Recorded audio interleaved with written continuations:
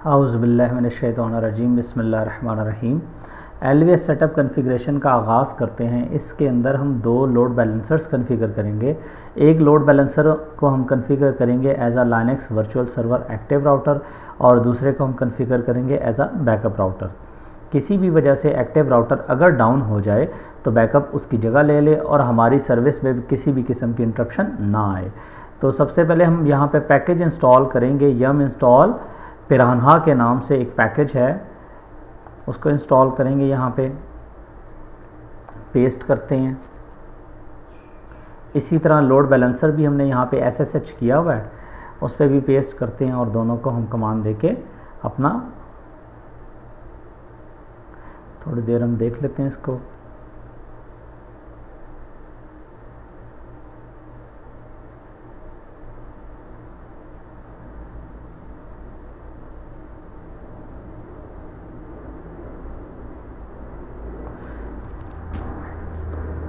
Piranha के package के साथ ऑटोमेटिकली पल्स, IPVS, ADM और नैनी इंस्टॉल हो जाएंगे।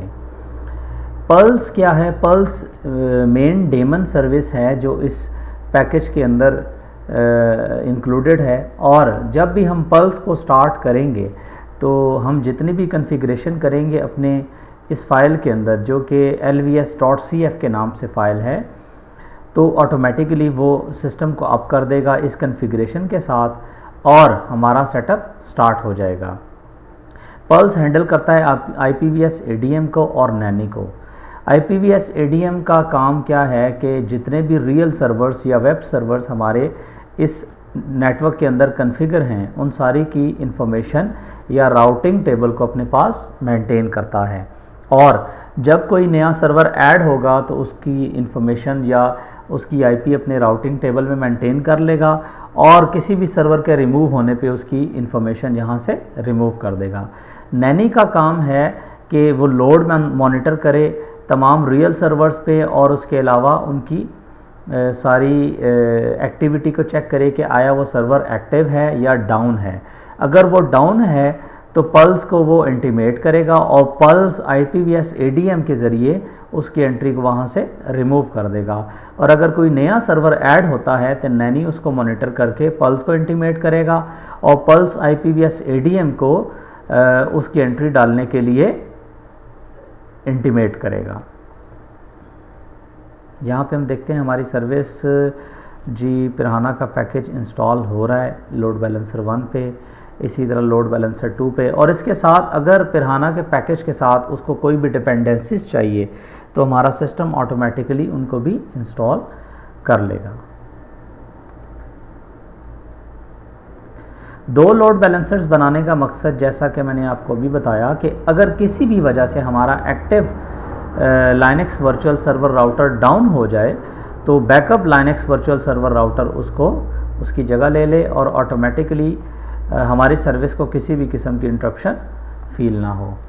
जी पैकेज यहाँ पे इंस्टॉल हो गया है और यहाँ पे vim etc sysconfig के अंदर HA के अंदर हम lvs.cf के नाम से एक फ़ाइल क्रिएट करेंगे।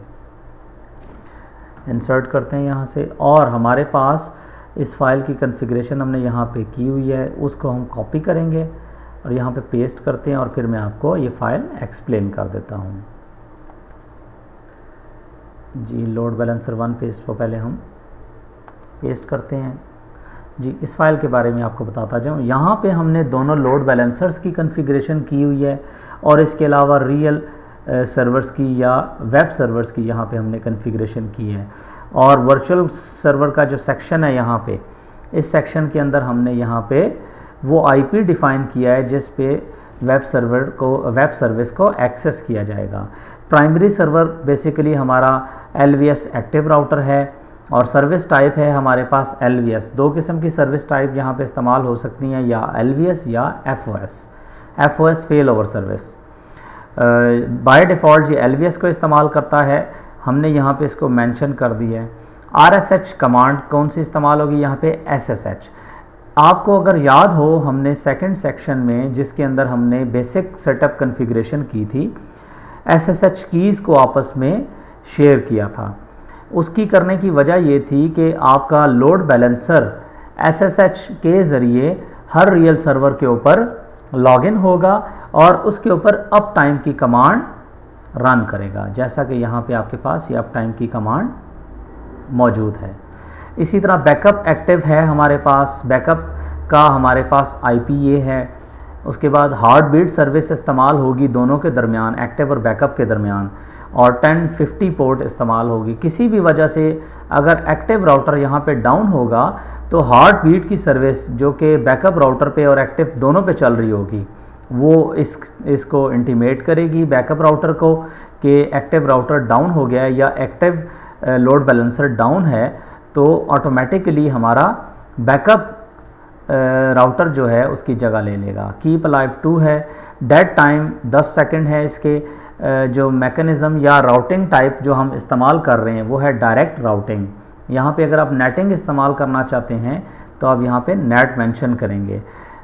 इसी तरह मॉनिटर लिंक्स आपस में ये चेक करने के लिए हमने 1 किया है कि ETH को वो मॉनिटर करे। ये सेकंड सेक्शन है जिसके अंदर हम वर्चुअल सर्वर्स को डिफ़ाइन करेंगे।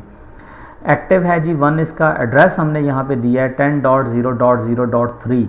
अगर आपको याद हो हमने होस्ट की फ़ाइल के अंदर ये कॉन्फ़िगर किया था कि 10.0.0.3 के ऊपर हमारी www.linuxurduscbts.com की सर्विस अवेलेबल होगी, और हमने यहाँ पे ये बताया है कि ETH 0 के ऊपर ETH 0:1 के ऊपर ये IP कॉन्फ़िगर होगा।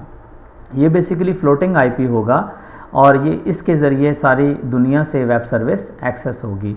पोर्ट ऑब्वियसली वेब की है 80, और यहाँ पे ये एक रिक्वेस्ट ये आपने फॉलो करनी है कि इस ज़रिए से ये रिक्वेस्ट सेंड करेगा हर वेब सर्वर के ऊपर, और वहाँ से एक्सपेक्ट करेगा कि ये आउटपुट मिले। अगर ये होगी तो वहाँ से रिक्वेस्ट फॉरवर्ड कर देगा।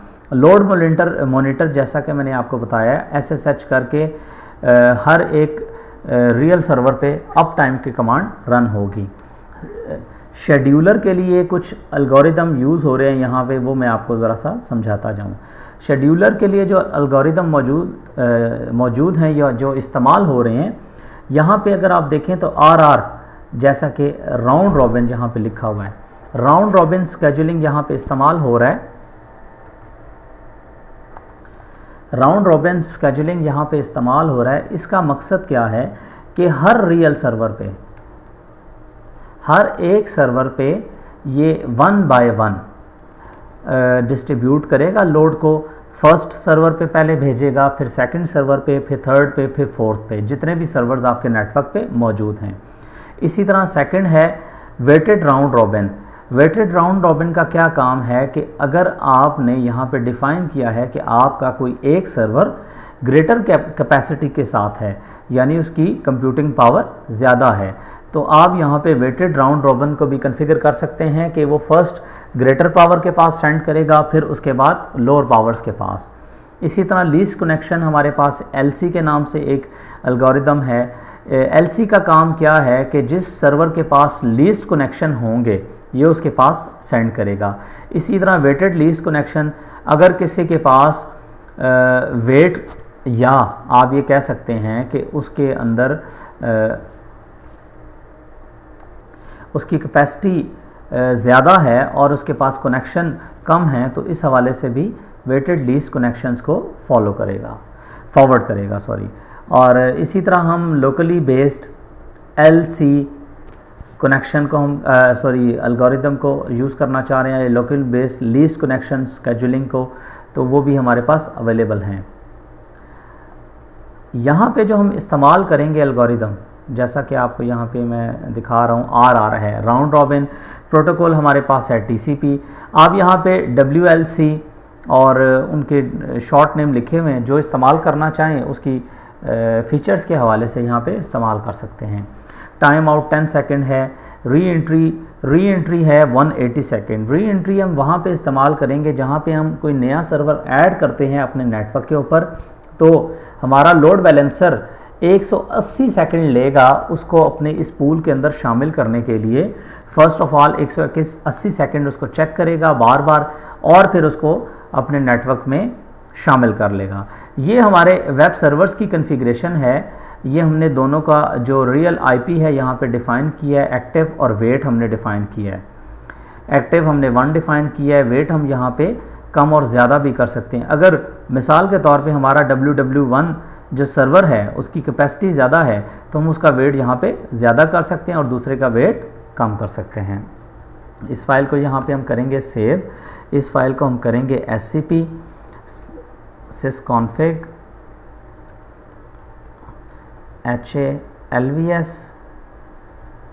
और यहाँ पे हम इसको लोड बैलेंसर 2 पे सेम एज इट इज़ जो स्पेस है या जो जगह है उस पर हम इसको कॉपी कर देंगे।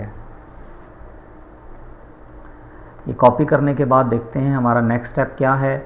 जी, हमने यहाँ पे अपने पास ये एंट्रीज डालनी है sysctl की फ़ाइल के अंदर। sysctl की फ़ाइल के अंदर ये एंट्रीज डालने का मकसद क्या है कि ये आर्प टेबल के अंदर जो हमारी फ्लोटिंग आईपी बनेगी जो कि 10.0.0.3 है, अगर वो एक सर्वर से दूसरे सर्वर पे जाए तो मैक एड्रेस को उसके साथ बाउंड ना करे और ऑटोमेटिकली ये इसको इग्नोर करें। ये तीनों बल्कि फ़र्स्ट को हम वहाँ पे 1 कर लेंगे और बाकी को हम यहाँ से कॉपी करते हैं।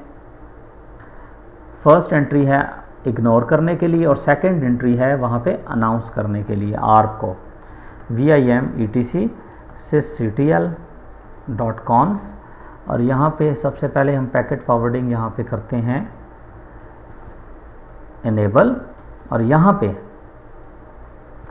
बाकी जो हमने कॉपी किया है उसको पेस्ट करते हैं, इसको सेव करते हैं और sysctl-p करके इसको हम एक्टिवेट कर लेते हैं या इसको रन टाइम पे स्टार्ट कर लेते हैं और इस फाइल को हम scp कर लेते हैं अपने दूसरे सर्वर के पास, लोड बैलेंसर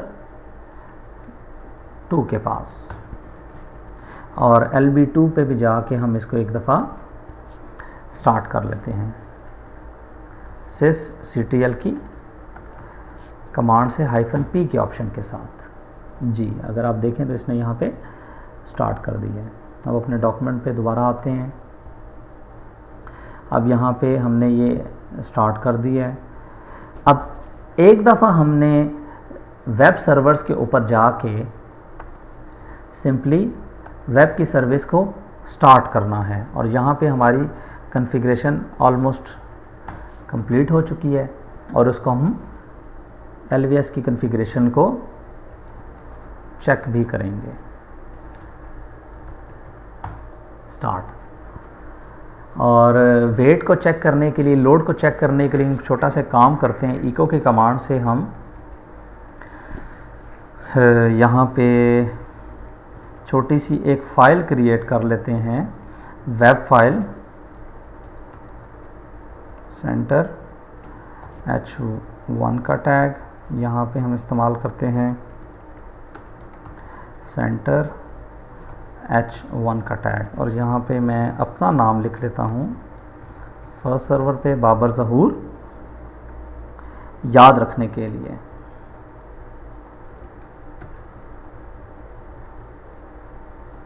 और यहाँ पे BRB इस्तेमाल कर लेते हैं और इसको हम कहाँ पे कॉपी करेंगे, इसको हम यहाँ पे वेरियस के अंदर www के फ़ोल्डर के अंदर HTML जो डॉक्यूमेंट रूट है हमारे वेब सर्वर का, test.html की फ़ाइल के नाम से यहाँ से सेम इस फाइल कमांड को हम कॉपी करते हैं और इसको हम www2 पे जाके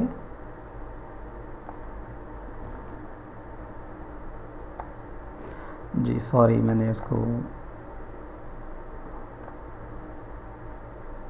यहाँ से इसको दोबारा कॉपी करते हैं, यहाँ पे इसको हम पेस्ट करते हैं। बल्कि पेस्ट करने से पहले यहाँ पे मैं नाम चेंज कर लेता हूँ। मेरे साथ इस सेटअप में मौजूद हैं फ़ारूक साहब, मैं उनका भी यहाँ पे नाम लिख देता हूँ ww1 पे।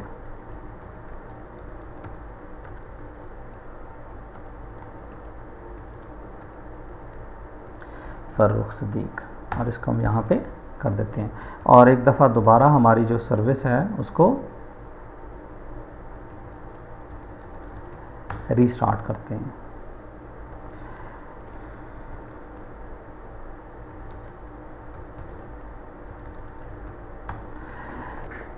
अभी हमारी कॉन्फ़िगरेशन यहाँ पे कंप्लीट नहीं हुई, ये जस्ट इसलिए मैंने किया है ताकि लोड बैलेंसर्स को वेब सर्वर या वेब सर्विस अवेलेबल मिले।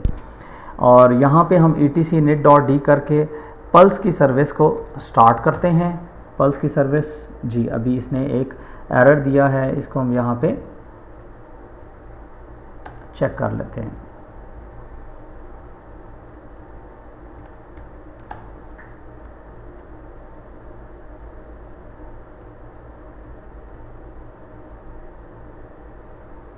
यहाँ से जो मैं हैश है इसको मैं ख़त्म कर देता हूँ। राउटिंग टाइप हमारे पास डायरेक्ट है और नेटवर्क हमारे पास है डायरेक्ट, बिल्कुल जी। इसको हम करते हैं सेव और एक दफ़ा दोबारा सर्विस को स्टार्ट करने की कोशिश करते हैं जी। अभी भी ये एरर दे रहा है। इस एरर को स्टडी करने के लिए हम एक छोटा सा काम करते हैं। यहाँ पे अपने पास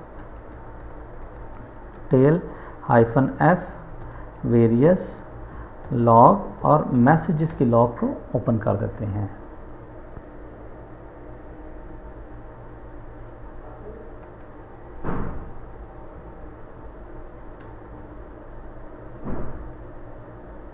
जी हमने यहाँ से इसको रिमूव नहीं किया था, सॉरी, इसको दोबारा रिमूव करते हैं। सर्विस को स्टार्ट करते हैं जी। सर्विस स्टार्ट हो गई है। इस फाइल को हम scp की कमांड से दूसरे सर्वर पे भी scp कर देते हैं और इसी तरह लोड बैलेंसर 2 पे इसको पल्स की सर्विस को स्टार्ट करते हैं जी। सर्विस स्टार्ट हो गई है। शेल में अगर आप जाके देखें तो आपके पास उसने आंसर दिया है कि आपका RR शेड्यूलर के साथ, सबसे पहले अगर आप यहाँ पे गौर करें तो उसने लिखा है starting pulse S master, register code TCP UDP, उसके बाद हैश, अच्छा जी, IPVS loaded, starting virtual server server 1 active 80 और RR राउंड रॉबिन उसने एल्गोरिदम स्टार्ट किया है। क्रिएट मॉनिटर से उसने चेक किया है कि WW1 और WW2 सर्विस सर्वर चल रहे हैं और 10.0.0.3:80 पे उसने हमें ये शो किया है कि आपका वेब सर्वर 1 चल रहा है। और उसी तरह 3 पे उसने हमें दोबारा दिखाया है, सॉरी 30 पे नहीं 3 पे, यहाँ पे उसने हमें शो किया है कि अवेलेबल है हमारे पास 10.0.0.30 और पोर्ट 80 पे हमारा वेब सर्वर 1 और वेब सर्वर 2। अगर आप गौर करें तो यहाँ पे आपके पास जो सर्विस आपको ये शो कर रही है वो नैनी की सर्विस है।